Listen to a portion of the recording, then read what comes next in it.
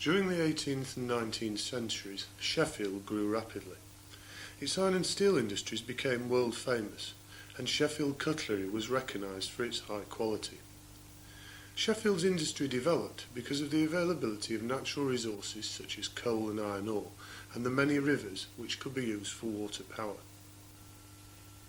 In order to manufacture cutlery, steel had to go through several different processes. For example, when making blades, steel had first to be forged, which means it was heated and roughly hammered into shape. The second process was grinding, in which the shaping of the blades began to take place. This was done by placing the blade against a stone grinding wheel which revolved at high speed. The blades were then polished and sent to the cutler. In the final stage, the cutler riveted the knife handle and blade together. In the 18th and 19th centuries, the working conditions in all these trades were very poor. The grinders worked in the worst conditions, and few grinders could expect to live beyond the age of 30. There was always the danger of injury caused by the stones bursting as they revolved, but a worse problem was the dust from the grindstone and blade. This dust filled the grinder's lungs, causing a chest and lung disease, which was fatal. I shall be 30-year-old next month, and you know, Mester, that's getting a very old man in our trade. In my recent visits to the wheels, I met with one boy only 11 years old. He had been in the hull since the age of 8. He had a fearful cough and, on examination, I found the upper portion of both lungs excessively diseased. This is Kelham Island Industrial Museum in the centre of Sheffield, where you can see some of Sheffield's industrial heritage. Here you can get an idea of what working conditions were like for the grinders. This model of a razor grinder inside the museum shows the old method of grinding. It was known as dry grinding and continued to be used until the early part of this century. It was this method that created the dust which caused grinders' disease. These are the Little Mester's workshops, where 3 craftsmen, a forger, a grinder and a cutlery maker still work. Although the craftsmen use many of the traditional methods, the working conditions are better and far safer. Inside this workshop is the grinder, Mr. Swindon.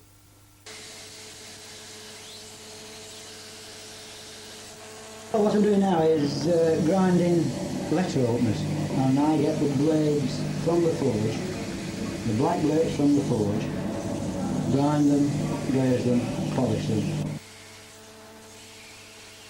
The reason I use what we call a pole, there's different methods of putting weight onto a blade, because if you can see a blank blade that I get from the forge, you'll see that it's quite thick, and there's quite a bit of steel has to be taken off of it. There's probably a third of the bulk needs to be taken off to grind it down to an edge. Now, if I was doing that under my fingers all day, I wouldn't do very many, and I'd be very tired. So what I do, I put them under the pole, which I can put full body weight on, and that takes it down a lot quicker than it would if I was using my fingers. When you think that I probably do about 200 of these blades a day, if I was doing them under my fingers, I would probably do about 50 or 60, so that's the difference it makes. And there's different methods of that. There's what we call the pole, and there's the flat stick. The flat stick is a stick that the blade goes under. That's the flat stick, and what happens is that the blade fits under the flat stick, and it's worked that way. And it's just another way of getting body weight onto the blades to help grind them down to an edge. They're all ways to make the job a little bit easier than it is. Having said that, it's still hard work. But the stone that I'm using to grind them on is not a quarried wheel that they used to use, it's a manufactured wheel. Whereas a quarried wheel would last me about a month. One of these manufactured wheels will last about 10 months. So you can see how much harder they are, and there isn't as much dust comes off them. And what dust does come off, the water keeps the dust down, so that I don't breathe the amount I would do on an old quarried wheel. and that's the dust and the steel, and it's called swarf. But that is the dust that was the health hazard in the old days. It goes onto the what we call the swatting boards at the back, and it sticks to them, and all we do is just pick it off and throw it away. But that's what it is. It's the stone in it and the steel that comes from the blades, and that's what would have been the dust. But as I said before, the water takes it all away from you, and you don't breathe so much in. And how much of that actually collects? Well, you can see how much there is on that board now, and that was cleaned yesterday morning. So probably, if it was just an equal amount all over there, you'd probably put a quarter of an inch on a day. So there's probably 3 or 4 pounds of steel and stone goes onto that board every day. And that was what they breathed in? That's what they used to breathe in, yes. There were other health hazards as well, because when I come to glazed blades, which is on a glazing wheel that's not running in water, that glazing wheel is dressed with a sandy material called alloxide, and that takes the grinding marks out. Now then, in the old days there were no dust extractor on that. So what happened? There was dust flying about from that as well, because steel comes off the blade in glazing just the same as it does in grinding. And with there not being an extractor plant, they were just breathing it in. So it was just, the shop was just full of dust all the time. I mean, I have a big extractor there that takes the dust away, but they'd nothing like that then. And don't forget that when they first started, they started in the valleys of Sheffield where the rivers were, and it used to run on water wheels.